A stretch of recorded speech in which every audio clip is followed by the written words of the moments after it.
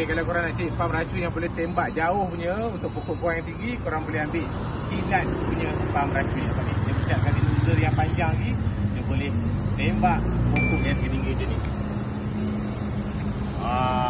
Nampak?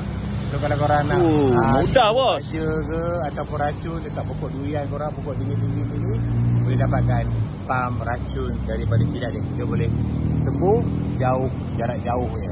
Selain itu, dia juga kasih nozzle yang ni tau.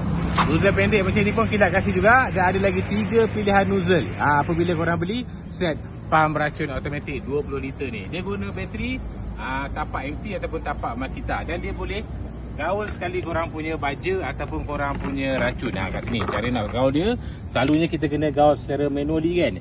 Yang ni ada button, kau tekan je, dia akan gaul sini. Korang boleh sandar dekat korang punya bahu. Dan juga korang boleh bawa korang punya pam racun ni di ladang atau kebun korang. Nak mudah kerja korang, boleh dapatkan pam racun kita ni 20 liter, harga pun je. Katakan lebih guna sekarang, kalau harga tak sampai RM250, baik korang cepat check out.